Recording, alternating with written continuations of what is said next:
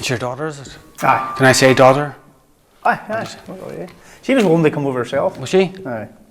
Maybe we'll get her again. You can't get her again because she says to me, she says about Porky, she says, do you want me to come over you? So. Have I settled? Yep. Yeah, okay. On time. Excuse me. Could you tell me a bit about your daughter before she started taking drugs?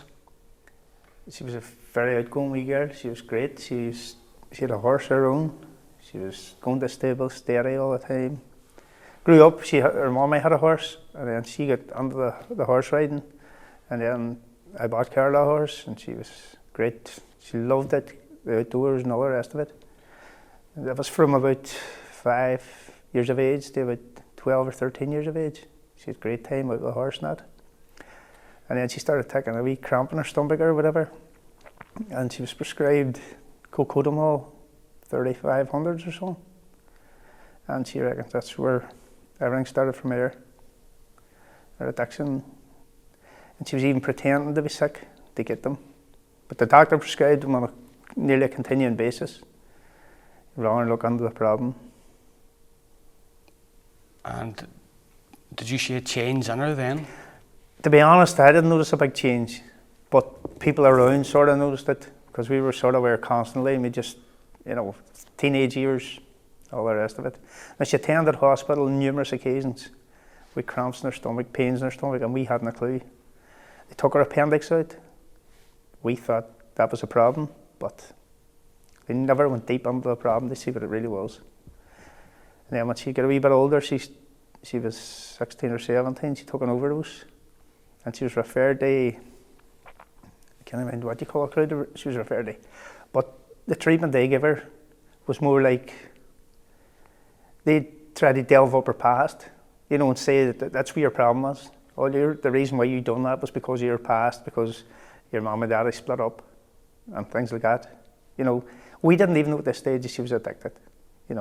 She was just, like it was big time addiction. We didn't know. Just to stay away and friends at night, and we thought everything's grand. She's just a normal teenager, growing up, but just it spiraled worse and worse.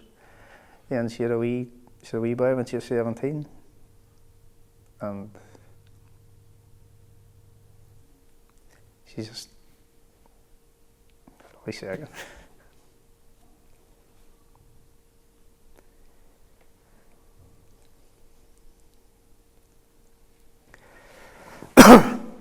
Her mommy's now got custody, and she doesn't see him very often. And we thought she was getting better. She was in Grandship for a wee while, and it was more or the same. As soon as she got out of there, she was in tablets again. They give her tablets that sizzle to keep her right. And I don't know how it goes, but she believes that there's a voice in her head. And everything that they've sort of tried, they don't seem to be doing nothing about it. And she's just had a grandchild yesterday there, and she's on a couple of tablets again. It just doesn't seem to be doing anything for her. Have you any idea what type of, did it advance on to other types of drugs? I think after a while it was just anything, and I think because she couldn't get the tablets or cocodamol or whatever, codeine, because she had a codeine addiction, she started taking blow. I don't know much about the stuff, but from what I hear now, her herself could buy and sell you them. Do you know what I mean? She comes out with stuff there, and it's something you never thought you'd hear your child saying. About how she can get this and how she can get that and where it is, and all you have to do for it. What does she say what you have to do for it to get it? It's so easy. You just lift your phone, meet somebody, and it's readily available. And on night out, maybe there's people coming to you and just, they sort of, there must be like a circle, and they know that who takes what and who does what, and it's totally out of control, I think, at the minute. Is anyone in her circle committed suicide or tried to? She could name me half a dozen at least, You know, we don't know our outer circle of friends, we just knew our local friends, like, you know. But our outer circle of friends, she could name me at least half a dozen. The healthcare services, how would you rate them? No, nothing. As I say before, when she was going down to meet these people, they tried to delve on the problems that she might have had when me and her mother split up, you know. But the underlying problem was her drugs. She was in between the two sort of thing, you know. And because, I don't know, I think her drugs was just playing off one another, and I was trying to do something for her mum, I was trying to do something for, and it just wasn't her, do you know what I mean? It just wasn't Carla. What's she like now, today? Very moody, you know, can't spend a lot of time concentrating on anything. You know, she'll do something for 5 minutes and get fed up with it. You know, and we're trying just to keep her, you know, focused and try to do wee things, you know, nothing major, but just try and do these wee things. And for this last week now, things seem to be going okay. But our problem is keeping her away from the other people. And she just asked, could she stay down in a friend's house tonight? And we had to say, no chance. You know. Because you know. But, and it's a bad thing. We can't go around and say, this one done that and this one done that, because we don't know for definite, but we've heard it in the grapevine. She was going with a fella and he was no good either. He wasn't helping.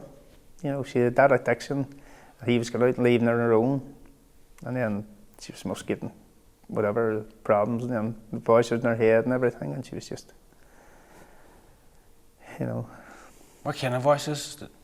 She keeps saying she's hearing this, like a black man, and I don't know, that's way beyond me, you know what I mean? We've tried to ask about what is this and all, and they're just bumming you off. She's actually 20 years of age now, and before when she was 18, they would have come and told us. They would have given you an idea of what's going on. You could ask them. But everything now, she's an adult. We can't discuss with you, you know, more or less. And what she's telling us is probably 20% the truth. You know, because she's so far addicted, like. I'm a recovering alcoholic myself, and I know the lies. Could you speak on that? The lies are unbelievable. She comes on and she'll say something, and you know for a fact that it's totally lies, and everybody belonging there, everybody around her doesn't do it. You know, what about this? No, doesn't touch him. Swear to God, doesn't touch him. And you're going, I've heard stories. He's dealing. She's an addict. She is this, she is that. I've never seen them. I mean, she's with these people 12, 14 hours a day, and I've never seen her doing it. I've never seen him doing it. You know. And I was chatting to a fellow one night in the bar, and he says he was partnering with her a couple of years ago, and she's in bad company. You know, it's just. But lying, as for lying, it's every other word nearly is a lie, you know, and you just know when you can catch her out, and her mother's she's more into it than me, she knows straight away, like, I fall for it, stupid, you know what I mean? You don't want to believe what she's saying, you know what I mean? You want to believe what she's saying, it's such a truth, but her mother can see through her, like. What would you need in the town, do you think, that would help her?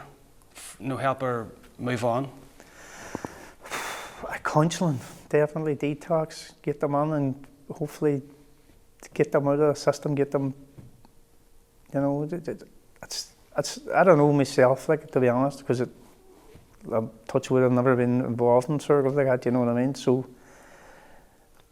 it's just, they're becoming dependent, and the statutory bodies or whatever is just not doing enough for them. They need to get on board and do the right thing. I mean, she was in these, I don't know, cocodamol 3,500 or something, 3,500 or something. This is a thing that keeps coming up, and she's blaming a doctor from 13 years of age, put her on these heavy painkillers or whatever, and she became addicted to them. And then she used to pretend she was sick to get them, go up to the hospital, say she was sick, go to her doctor, say she was sick. And they weren't doing nothing about it. They weren't looking deep enough into it. You know, if she had a problem, they should have been able to find it, and they couldn't find nothing. For years, they couldn't find nothing. We rushed her to the hospital a few times because of pain, and her tummy was that bad and all. I went up and they lay for hours. They actually took her appendix out. That's another appendix, this is. You know, Do you so think this sore stomach is just a... that was just an a cry. excuse? That was a cry, Right. just to get more. And we sat in casualty here all night, and she cried her heart out. I mean, she was 17 or so at this stage, and she went on and seen 3 or 4 different doctors. They all checked her out, and nobody could find none. But yet they gave her tablets. They took her home, sent her home. Will you ever wash your hands over and walk away? No.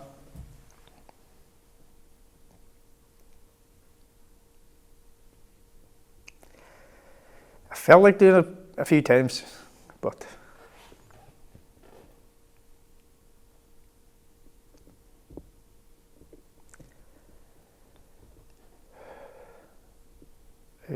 her mother and her wee son's going on holidays soon, and she's looking to go, but we can't trust her.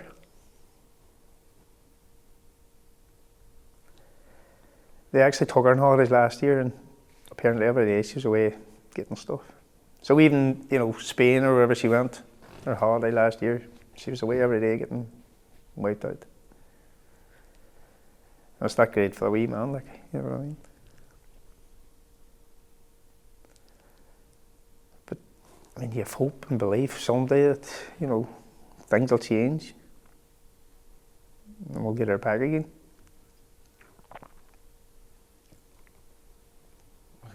Thank you. You think it's just... It's all right. There. All right. That's brilliant. Thank you.